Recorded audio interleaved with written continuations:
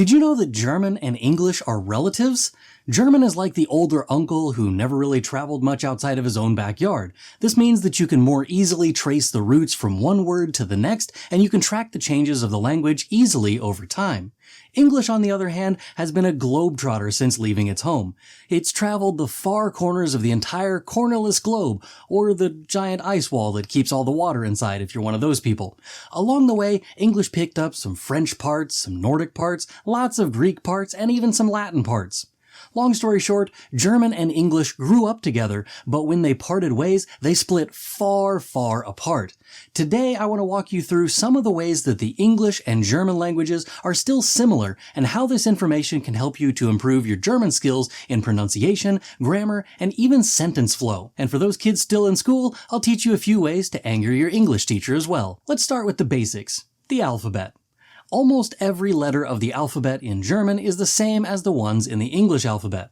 Obviously, there are the 3 umlauts and an S set added to the German list, but the main ones are by and large the same thing. You say the letters slightly differently, but the general idea behind most of them is very easily recognized as being similar. The short version of this is that both German and English use the Latin alphabet, also known as the Roman alphabet. This makes the letters and their order the same. The only change is the slight variations in pronunciation. That's where we get things like V for V and V for W. Speaking of letters, have you ever heard of a thing called a consonant shift from German to English? Yes, that's when large masses of land slowly move apart, like when the America and Africa used to be connected. That's continental drift and Pangea. I'm talking about consonant shifts. If you've been learning German for any amount of time, you've probably noticed it, but you just didn't know what it was called. Basically, certain German sounds became very specific different sounds in English. The first example is usually the one between T and D. So T in German sometimes is changed to a D in English. For those of you who don't know the difference between these two sounds and how you form them within your mouth, the difference between D is that it uses your vocal cords, and T does not. So when German says hart, English says hard. And when German speakers say Tag, English speakers say day. Tun becomes du. Tot, dead. Tief, deep. Tat, deed. Tochter, daughter. Trinken, drinking. You get the idea. The cool thing about this is that it isn't just the sounds that switch between the languages. There's also a PF or an F to a P sound. For example, Apfel to apple, Schiff to ship, Pfad to path, Pfund, pound, Pfanne, pan, and many, many other examples.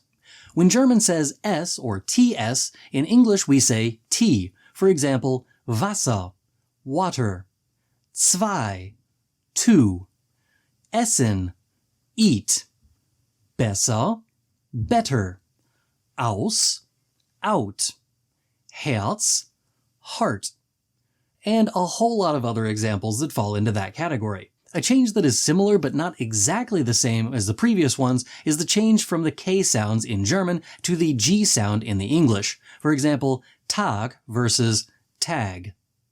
Eisberg versus iceberg. Basically, a G at the end of a German word is pronounced like a K sound, while the G in English keeps the voice behind it. Another very basic thing that is similar between German and English are the personal pronouns. First of all, there are the obvious examples that can be seen between ich and I, as well as du and you, or sie and she, even wir and we, or even ihm and him. Uns and us. I don't really have much to say about this topic other than the quick aside to my students. If you're watching this and you ever mix up wir and ihr again, I'm going to throw something at you. One of my students' least favorite topics includes irregular verbs, whether this is in the present tense with stem-changing verbs or the past tenses and the patterns that happen between infinitive, Präteritum, and perfect. They hate all of them. There is one bit of comfort that some students have, however, and that's when I show them the verbs that match the English irregularities. Because a lot of English verbs have Germanic origins, the patterns that both languages follow are often very similar. My favorite of these patterns is the change from I to A and then either O or U. For example, in German we say schwimmen, schwamm, geschwommen. In English, we say swim, swam, swum. Yes, I know for you English native speakers, swum sounds wrong, but I promise you it's right. Singen, sang, gesungen. Sing, sang, sung. Beginnen, begann, begonnen. Begin, began, begun. Trinken, trank, getrunken. Drink, drank, drunk. Finden, fand, gefunden. Find, found, found. The verb gewinnen is similar but not quite the same. Gewinnen, gewann, gewonnen. Win, won, won. Sometimes it helps if you know the Old English. Sprechen, sprach, gesprochen, and speak, spake, spoken. While no one says spake anymore, if you knew that that's the Old English, you would be able to tell the sprach form in the German form as well. Another pretty cool pattern goes from the infinitive, some sort of change in the middle for the Präteritum, and then the infinitive plus ge for the perfect tense.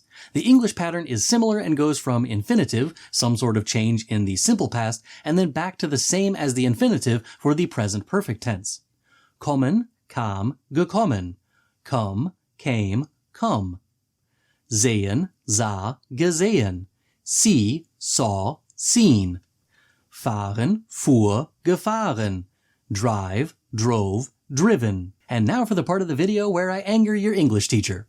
English teachers are sticklers for grammar and the rules that govern it. Unfortunately for those teachers, they misunderstand how grammar works. Grammar is the documentation of the patterns that people use when speaking the language. If people don't follow a rule, it isn't a rule. It's a pattern that some choose to ignore. There is no bigger illustration of this than the use of prepositions at the end of sentences. Yes, my teacher always told me prepositions are not the things to end sentences with. Exactly, you just showed what I mean. With is a preposition, but you put it at the end of a sentence quite often in English. This happens a lot, and the reason is likely related to the German use of separable prefixes. For example, aufstehen, to get up. Wann stehst du auf? What time do you get up? Abholen, to pick up. Kannst du mich abholen? Can you pick me up? Mitkommen, to come along. Kommst du mit? Are you coming along? In some areas of the United States, specifically where I live, many people would actually say, are you coming with?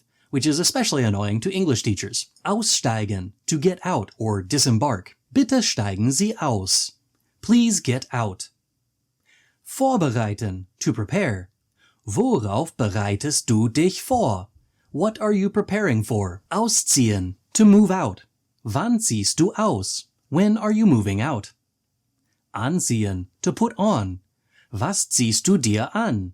What are you putting on? Today's list is by no means a complete list of the ways that English and German are similar. If you know other similarities between English and German that I left out of this video, let me know in the comments down below. If you like this video, you will love this video over here. Click that link and I'll see you over there. Tschüss!